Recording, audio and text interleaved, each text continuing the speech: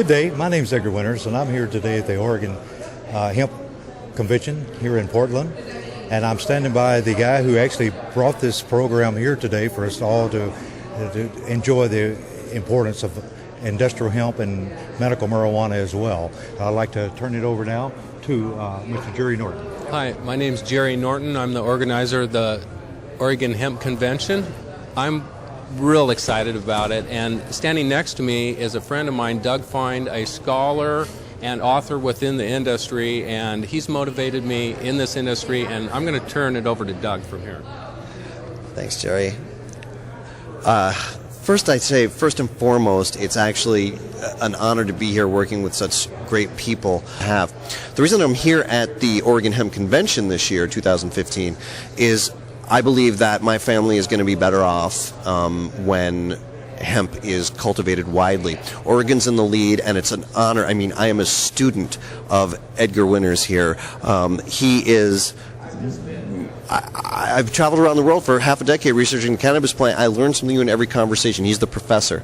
So it's an honor to be part of his project this year, to be learning hemp in the ground. It's all great to have the academic knowledge. This is where I'm ready to learn to cultivate from someone who really knows it. And Jerry, of course, he is a kind-hearted human being. He's to be then someone who's organized an event this successful is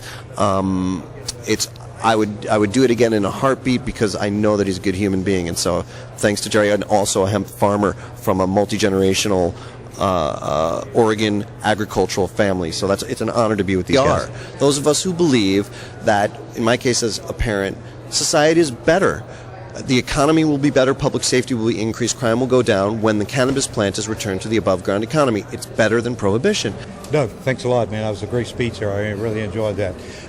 What we're going to do now, we're going to go into inside, we're going to have a panel, and the discussion is going to be about hemp again and the viability of industrial hemp once again in Oregon. There's several keynote speakers that are going to be up there. Doug Fine being one. Courtney Moran, a good lawyer who's in the industrial hemp. She's going to be there amongst some other people. So we're going to go in and listen and see exactly what this roundtable is going to be all about. Leading this panel, she is an incredible force behind hemp here and a great attorney here in the Portland area. Courtney's show of hands. And we're going to go around and let each member of this panel introduce themselves and talk about what they think is the single most important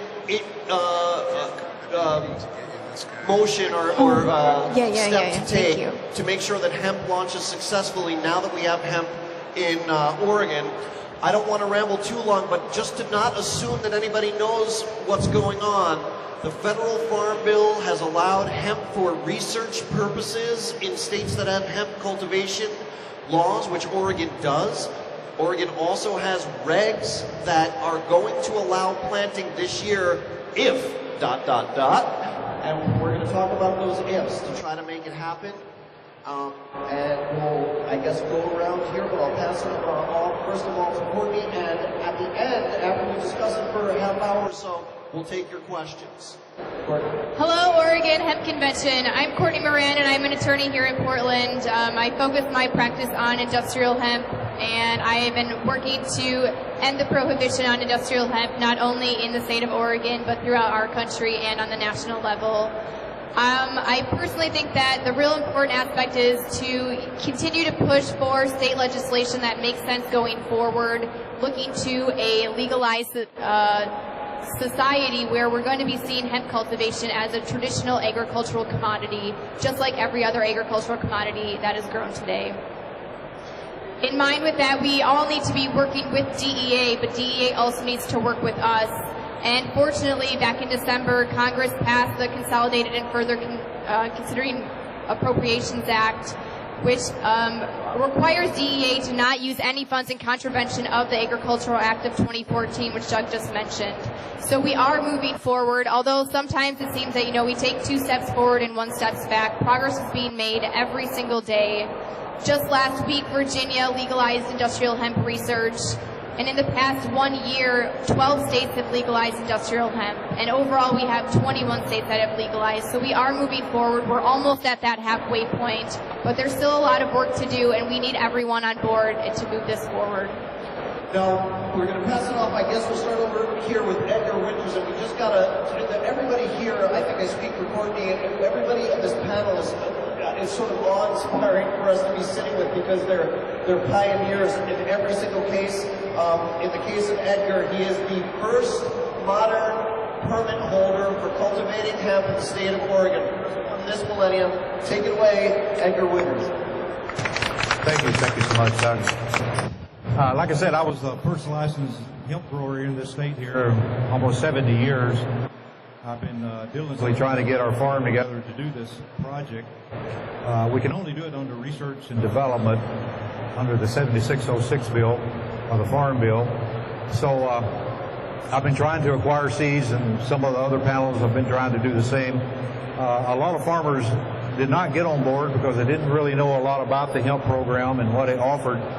So they're kind of sitting on the sidelines waiting to see what I and some of the other licensees that got their act together as well. So I'm going to pass it on, and if you have any questions, feel free to ask. One thing about folks that are standing on the sidelines, if you are standing on the sidelines, let the Oregon Department of Agriculture know that you want to be on the mailing list, because I am working. Just last night, I've been emailing with several European seed providers to get legitimate seed on in a way that when we work with Courtney on the mainland, the federal agencies won't object. So if you're hesitating paying that expensive $1,500 to $3,000 fee before the seed costs to get those seeds in the ground, keep in touch, because it's going to be bam, bam. Hopefully, there's going to be seed available, and you're going to be able to get your permit and get in on that seed, but you have to be a permit holder before you can get into the seed. It has to do with the way federal law is temporarily. I just want to say a quick other point about Edgar Winters here, who's got his booth with his natural good medicines here today. Beyond being this first hemp pioneer, he's been a medicinal cannabis farmer, so he knows all sides of the plant and understands about how the different sides of the plant can all work together. So tap his knowledge and tap his brain and support his businesses. He and his wife make some really, let me tell you, my headache went away from their salves and tinctures. They do some great stuff, and they're kind enough to devoting space in their booth for me to have copies of my books over there as well. So thanks for that. Let's next go to a guy who makes me feel more in awe of him every time we talk. Yeah. Dave Seber. How many people here have heard of Hemp Shield? Hemp Shield? How many people have used Hemp Shield? If you haven't used Hemp Shield, this is incredible. Into its 5th year, a real hemp product, soon to be U.S. and Oregon grown. Dave Seber, every time I talk to him, he educates me. To give one example, the other day he told me Tasmania has increased its hemp THC limit from 0.3% THC to 1, meaning that this 0.3% THC nonsense that we live in right now on hemp is endangered as it should be. Dave, take it away. Hey, I'm glad to be here. I want to thank Jerry for making this possible also. While I have been a leading advocate of the use of hemp, industrial hemp and building materials for over 20 years, here's the first piece of hemp MDF ever produced in modern times back in 1992, and I was the lead speaker at the Industrial Hemp Laws in 2010, and I've been involved with all the legislation and stuff that's going on. I have a particularly different belief in that I think it's at least as important or more so that we actually use the market to leverage the government. That it's critical at this time to have a super successful industrial hemp product that goes in the hands of the general public so they know that there's more involved with the cannabis plant than smoking it or even medical, although there's nothing wrong with those. And that's exactly what I designed Hemp Shield to do, to go to the general public so they know that there's more going on here and they need to pay attention. I just want to talk a little more about where Oregon is involved in this. And the truth of it is that Oregon has the right and the intelligence to be the true visionary leader of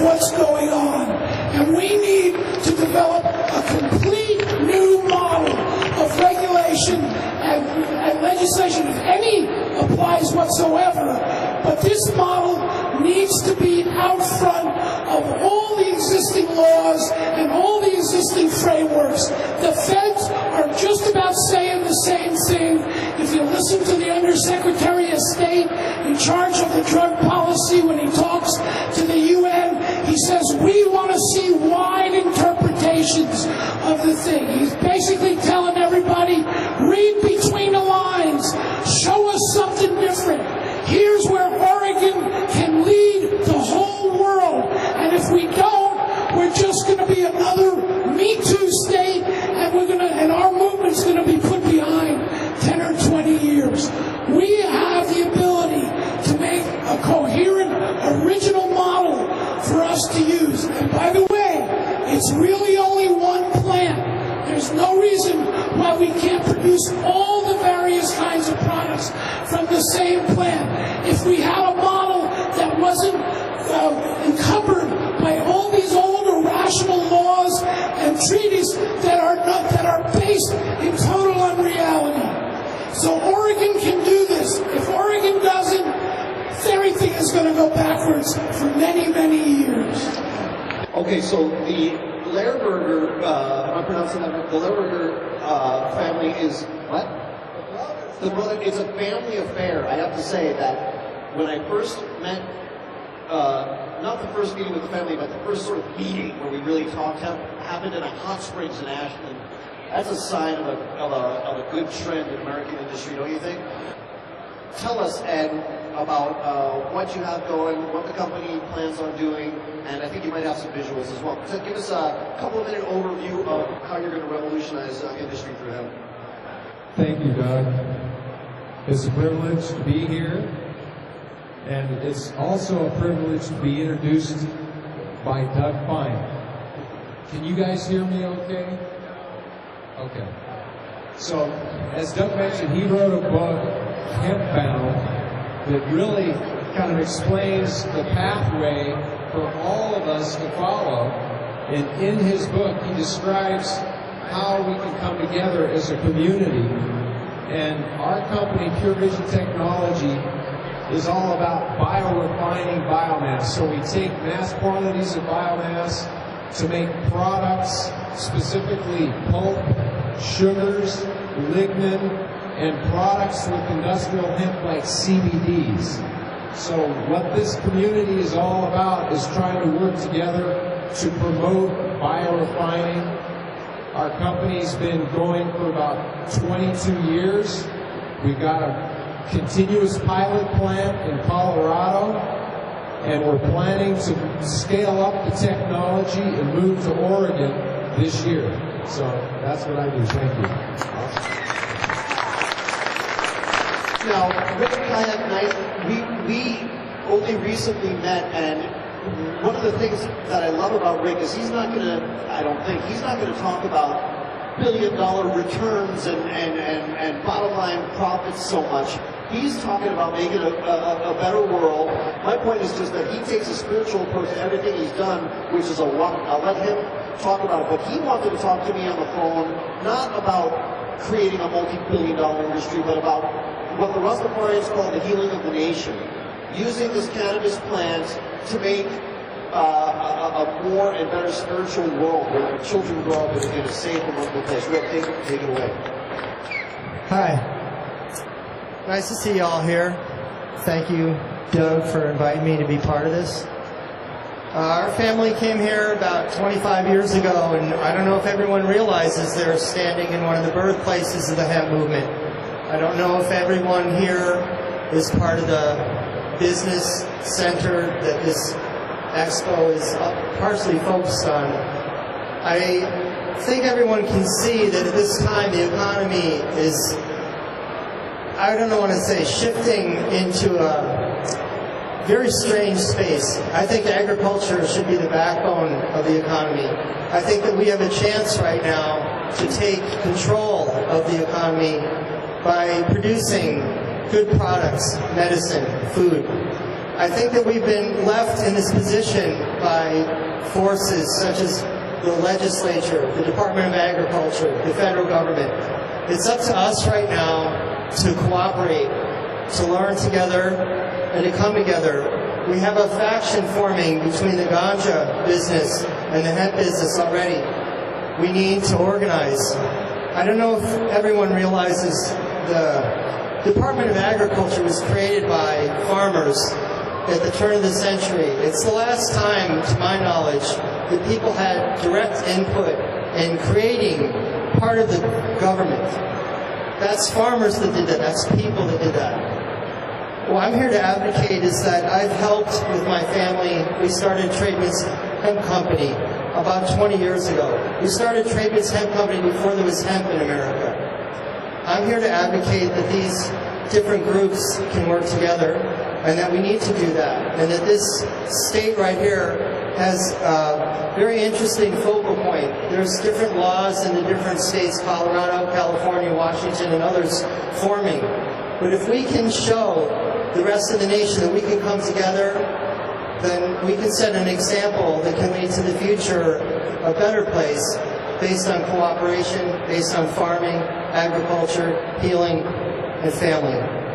Thank you. That's right. He's really, he's running a flagrant chocolate business too, isn't that right? Right now, just to finish up, we tried to develop a lot of different hemp products, and you end up with, there's not an industry for it. There's only a few things you can start with hemp right now and create an industry out of: seed, oil, biomass. There's a few things that are there right now. Everything else has to be developed. That's why most of the hemp laws always start with research. They don't know we're about 50 years or more away from having a viable hemp industry in America. So we've made chocolate, which has hemp in it now for 15 years. I believe that people either understand this or they don't. If they don't, it's because they're scared. They need to be healed.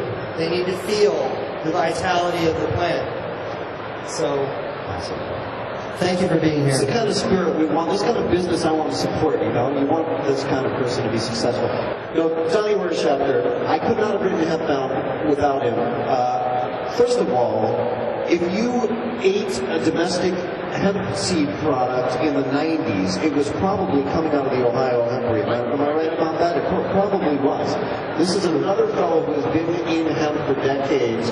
If you heard the stories about Woody Harrelson driving around in hemp-powered vehicles in the 90s, that Donnie was involved with that. He also is an attorney who helped a lot of people during the dark days of Nancy Reagan thrown in jail, ruining lives. He was an attorney who helped people in the heartland stay out of prison. And he can talk to us more about what he's doing now, but it's a lot of the reason during the dark days when the connection was almost lost, we almost lost our connection to the plant.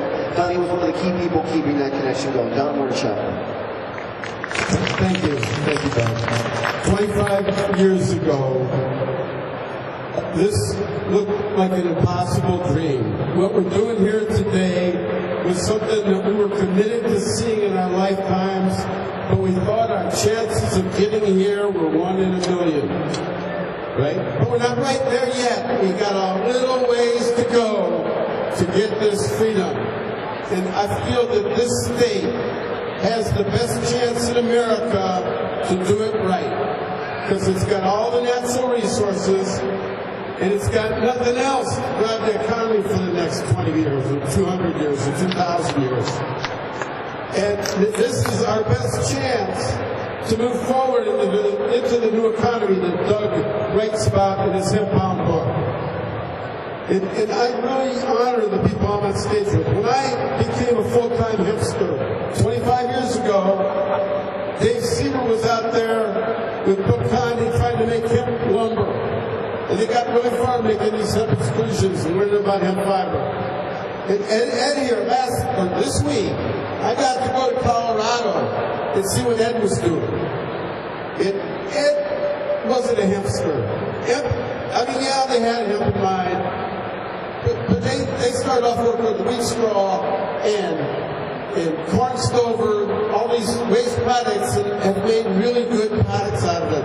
And they just can't wait to get their hands on this first crop of Colorado hemp. run their machine. And I mean, these are exciting times, but we got caught with our pants down.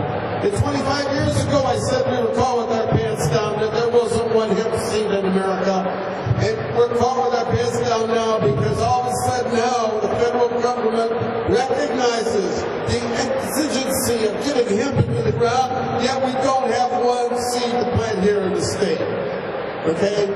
So anybody that's got those old seeds, whatever, it's time to get the seeds out. Now, right when we get to the precipice, we got infighting. We got infighting between the people making bank on this right now and the people who are trying to reach freedom of this right now. We got people fighting between people trying to make this expensive and people trying to free the plant and people trying to make it expensive. We got infighting between the people who want to grow cannabis in Sevilla and people who want to grow industrial hemp. Yeah, so right now we're running a debate. The hottest debate we got, even though we don't have the states to plant hemp, is between industrial hemp and sinsemilla. Because industrial hemp tends to produce a lot of pollen. Maybe not at the right time for sinsemilla, but maybe at the right time, and it can drift in the wind, and all those issues are what really are the issues on the table we need to settle right now, so we're not fighting with each other, and we present a unified voice at this legislature with 100 bills in front of it and no answers. Yeah, I just want to echo what Don just said there. We all need to work to free the cannabis genus. We can't just work to free one part of the plant. It's the whole genus that we have to protect. Cannabis is here to help us, and we can help it, and we have to do this all together. Because this is a bit of a technical issue, but for those, I assume people coming to a hemp convention want to know some folks want to know how to be hemp farmers, is that right? Okay, so a technical question here. We've already said, if you can afford it, there's only a handful, a half dozen or so, 4 to 6 people that have officially gotten their Oregon state certification. It's a matter of writing a check and I think having a few other hoops. Not a big deal to get it. But if you can afford that check, that $1,500 check, I urge you to write it to show the world that we're doing it. But if you're waiting to see, is there going to be seen? Here's my question for Courtney as a legal expert here in the panel. Federal law now says you've got to be connected with, in our state it means connected with the Oregon State Program, the Oregon Department of Agriculture's program. Let's say I'm successful in my efforts to get enough seed for at least, let's say a dozen farmers to plant 5 or 10 acres, let alone more. Do farmers have to go that route, or do we in Oregon have sort of a don't ask, don't tell, where you get your permit, pay your $1,500, and then, hey, you import 100 tons of seed from China, plant it, as long as it passes a 0.3% test, you're good to go. What's the process? So in Oregon, our law doesn't specifically require going through DEA importation, but that is what the Oregon Department of Agriculture is trying to do. We're trying to go through the proper routes, get an import permit from DEA and a Schedule I registration. ODA has not received their registration as of yet, but they are working on that. Colorado has been following what could be called the don't ask, don't tell policy, but they feel that, as many of us feel, they don't ask where you get your corn seed, we don't ask where you get your wheat seed from, why are we asking where you're getting your hemp seed from? As long as you are compliant with state law, and right now that is a 0.3% THC concentration, then you can plant your hemp in Oregon as long as you have a state license issued by the Oregon Department of Agriculture. So to be clear, and I'm very careful not to ever advocate violating federal law, the fact that S135, a federal law, making all this nonsense about worrying over seeds going away and treating it like that may pass this year in Congress. The fact that it hasn't yet means if you want to check off every dot with the feds, you better go through ODA and the seed that they're providing. But if you sign up for a permit, pay your check, and magically get some seed, as long as it's 0.3% THC, you're going to be okay to grow. Under Oregon law, yes. Under Oregon law. So no one's going to bother you, and you're unlikely to be raided by the feds. I'm not advocating violating federal law. I'll just add in, to have the federal protection, you have to be doing research with an MOU through the Department of Agriculture to be in compliance with Section 7606. Now, let's get back to those of you that are having a checklist. I want to be a farmer. What do I need to do? We've already talked about you need to contact the ODA, get your application form, you need to write the check to get your permit now, or be ready to the moment you get an email from me or them saying, and they're great people running it, trying to do their best in the department. Ron Pence and Russ Carolina of OSU, trying to get the seeds in. If you want to wait to make a check on that. Worst case scenario, we are talking about a 1-year delay where we spend a whole year trying to get seeds and we plant it. But Edgar and others are not waiting, and they're getting seed in the ground. Before we let Edgar, Ed, and Rick get their final statements in, let's go to Courtney again and anybody else who wants to say something about the other things you have to do. One is, to be in sync with federal law, you have to have this MOU, this Memorandum of Understanding. Some states, like I'm involved in a project in Kentucky, and along with your application, the state is sending you an MOU that you're signing. Oregon didn't do that. And so if I'm not speaking out of turn, I think what Edgar's doing is drafting his own dang MOU so that he's 100% in sync with federal law and sending that to the Oregon Department of Agriculture. I'm pretty sure, again, I don't want to put words in his mouth, I'm pretty sure he's willing to email and show people what he's saying in his MOU if you want to have an MOU also. But Courtney, is that right as far as the next thing other than signing up for the program that a farmer should do if he or she wants to plant this year? Right. The whole purpose of the Memorandum of Understanding is that federal law, the Agriculture Act of 2014, Section 7606, only allows research by state departments of agriculture or institutions of higher education. But what's happening in Kentucky specifically is that the Kentucky Department of Agriculture is giving these memorandums of understanding to individuals, and they're acting as extensions of the Department of Agriculture. So it's not these individuals that are out there on their own planting. They're acting as an extension under protection with their Department of Agriculture. So we have to do here in Oregon, although our registration process does not include this memorandum of understanding, if we want to have federal protection and we are actually cultivating for research purposes, we need to have a memorandum of understanding that these individual farmers are acting as extensions of the Department of Agriculture to do research. Thank you. I want to ask also Edgar if he has any other advice to farmers this year that they want to. Any other besides registering, working your tail off to get seed and MOU? Any other advice to people that want to get the seed in the ground this year? Yeah, there's a few points that you go out to take into consideration. Is your timing. In order to get our seeds in the ground, we're talking about 30 days from now. So in about 30 days, you could be planting the hemp seeds. That's not going to happen for a lot of farmers because it's going to take them probably a month to do all the paperwork because they're all legalized to do it with the State Department. But I want to add a little bit about the MOUs. I wrote an MOU. I have it together, and it's already finalized, and I'll be more than willing to share that. What an MOU is exactly is where two agencies get together and they have the understanding that they can look at all your data, and you have to share your data with the DEA, Department of Agriculture, and OSU. On an experimental basis, I have no qualms with that. I want all of our data to be transparent. I want people to know what it's about and how to do that. So I tried to cover my bases by filling out all of these applications because I don't want the DEA coming to my farm and saying, hey, you're not following the guidelines of 7606. And I want to be able to show it and tell them that, yes, I am doing that. And every other farmer is going to have to do the same. And transparency is really important because we don't need farmers throughout the entire country repeating research over and over while every farmer needs to determine what seed cultivar is going to grow best in their specific soil and develop a cultivar that will yield the most amount of seeds and the best fiber. You know, one farmer planting in the same type of area or the same type of climate and region with similar soil doesn't need to be doing this repetitive research. We can all be working together and furthering this movement as a whole rather than one person at a time. And that 7606 that Edgar was referring to is the federal farm bill that allows cultivation. Dave? So I just want to add on the comments about Kentucky. In and that I think it's also very interesting that they have interpreted the research aspect of the federal law to include market research. So that means that anybody who's got a product and wants to get it out there, it's part of what's going on. I got invited yesterday by the people from Kentucky to go out there and give them a talk on what they actually should be planting, because they really don't know what they should be growing for, and they agreed with me that just to grow it, to demonstrate it, is not enough. We need to really know what the products are, what we're doing it for, how it makes a valid economic argument for every step of the line, from the producer to the manufacturer to the end user.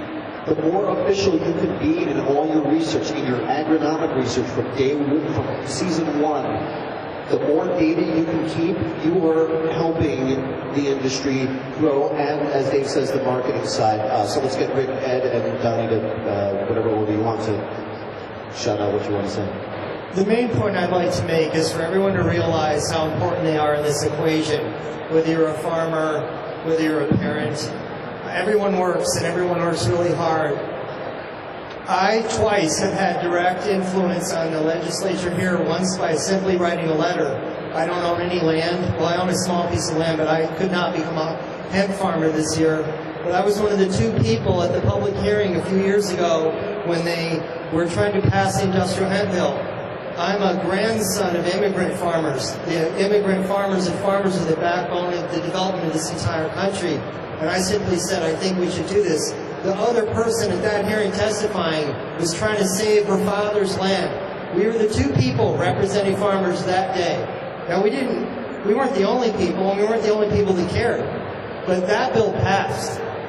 They just tried to take edibles off the table this year for medical use. So we are involved in food business.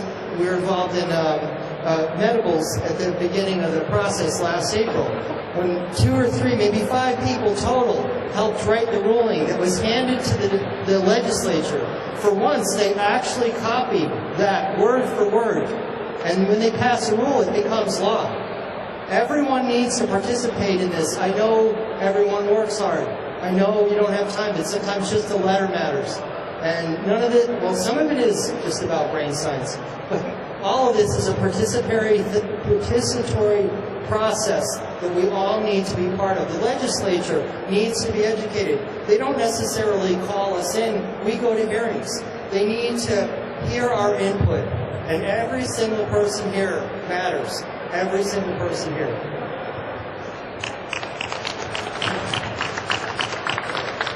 Well stated, thank you. So here's a little different angle. As a community, you can legally now grow industrial hemp. What is Oregon going to do with the industrial hemp? In China, they're known for making fiber, and a lot of the plant gets discarded. In Canada, they're known for growing seeds and pressing out oil and meal. And a lot of the plant and the biomass gets discarded. In Oregon and Colorado and the United States, we really have to seize an opportunity to take the entire plant and utilize all aspects of the plant. This is what our technology's been doing for the last 15 years. So I am asking all of you if you have any interest in working with us in promoting this concept of utilizing the hemp plant, because it's so valuable. It's valuable for nutraceuticals, for pharmaceuticals, for foods, for oils, for energy, for chemicals, for fuels. We need to work together. And if there's an aspect of the plant that you want, like the fiber, we can take the rest. If you're interested in the seeds, we can take the rest. So please work together as a community. Know there's technologies out there to utilize the entire plant And that's what it's all about, is working together in a community.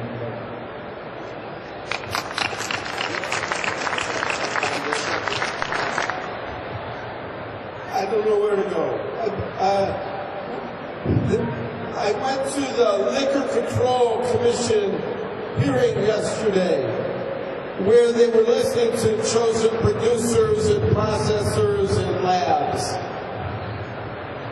And even those producers standing up to speak for their constituencies couldn't get on the same page with each other about what these regulations need to be. And if we're going to do this, we need these regulations in place now. We need to get settled on how this is going to work really fast. So I'm really hoping that each of us here that have something in the game are here with open hearts and open minds and listening, open ears. So we got to listen to each other, and we got to get sensible here. Realize what our sensible separations between our various interests that are going to keep our interests safe and secure. And we have to realize there may be some mistakes, but they're not fatal. And we have to realize that guys like Edgar here have already been permitted to do this, and none of us should stand in their way at all. And I really just hope that we can unify. The whole purpose of this conference is to unify. I mean, I really hope we're all pledged, whatever our interest. If they're here to free the planet, like Eric here, Eric Hemp, or they're here to make bank, like some of these $50 million companies entering the game. $50 million is a lot of money to spend to try to blow up hemp, but all of a sudden then you have your own self-interest in mind. And we have a lot of different interests here, but we have one interest, and that's to get our shit together and get something agreed to with the Department of Agriculture, the Department of Health, the legislature, all in one time. We got to get this straight now. Everybody agree? Yes, you're here. I'll give Courtney the final word. I also want to echo Oregon Hemp Works is here. Eric is here, who has done so much from everything, from helping folks get seed to just spreading the word about everyone's individual projects. He's just a good giving guy trying to get hemp off the ground. For those who know Dr. Bronner's soaps, if you don't know about it, forget about the fact that they got hemp in their soaps. They pay their CEO 5 times more than their lowest paid worker. Everything in their product is organic and fair traded. Mandated share of profit, not just profit sharing for employees, but mandated share of profits to doing righteous deeds around the country, including lobbying for GMO labeling in Washington State and elsewhere. And the kind of business that you want to support that's doing good for the world. And guess what? They're huge, fast-growing, and written up in Inc. magazine, $71 million company, bigger than their founder could have ever imagined, their grandfather could have ever imagined. So it's not about screwing people over. I saw, excuse me if there are kids here, I'll do this, keep this as clean as possible. I saw a funny poster the other day that said, Monsanto, because F you. And that's not the attitude of these businesses and these people here. The attitude here is, yeah, we like to make a living, but we're also trying to make the world a better place, and that's what this plant should be doing. And that's how it's growing fast enough that you don't have to guard your little turf and screw over your competitor. It's growing so fast, there's rooms for everybody in this industry. So share and collaborate. Exactly. Although the economic side is very exciting for all of us, we cannot forget the environmental benefits this plant can help with our entire earth, our entire society, and we can all do this if we do this together. So the first thing I want to say is that for anybody who has any interest in any part of industrial hemp, we have created the world's first university-level course on industrial hemp at Oregon State University. It's on their e-campus. It's called WSE 266. It is by far the most authoritative thing that's happened since Jack wrote the first book. If you're over 65 and you contact the professors who are running the course, you can take it for $25. So that's the first thing that I wanted to bring up. You can get educated and become a real expert, so you know there is finally a place with reliable information. The second thing I wanted to talk about was I have a website called alternatives.com, and besides having a bunch of interesting videos, there is a link to a paper that I presented at the International Symposium for Composites called Bass Fiber Applications for Composites that describes all the traditional uses of wood fiber that can be replaced with hemp fiber for construction composites. So those are some sources where if you want to know what's really can be done, you can find out. Thank you. Thanks, Dave. Thanks to all the panelists. And Jerry Norton, where are you? Thank you for making this hemp convention happen. Ladies and gentlemen, the future of hemp brought to you here in Oregon with Edgar, Dave, Courtney, Rick, and Surprising news at the 2015 Oregon Hemp Convention as a brawl breaks out and 47 people start hugging on... No, actually, things have gone pretty much as expected here at the Oregon Hemp Convention, but whew! That was some panel we just came out of this morning, Edgar, wasn't it? It was intense and honest and covered some real issues in terms of bringing the hemp crop back to the state of Oregon. One thing we realized is, speaking to an Oregon audience, it was a family matter. This is the Beaver State. This is a place that is ready for all forms of the cannabis plant, for the family that is the cannabis plant to come together.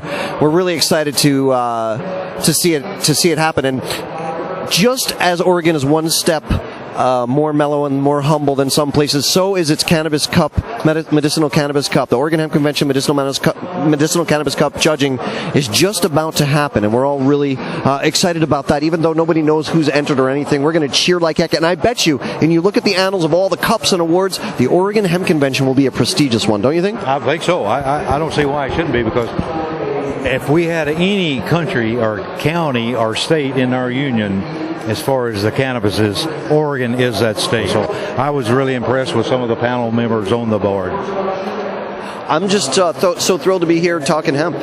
Me too. First of all, I didn't think I'd ever see it in my lifetime, but recreation was coming around the corner in 2016.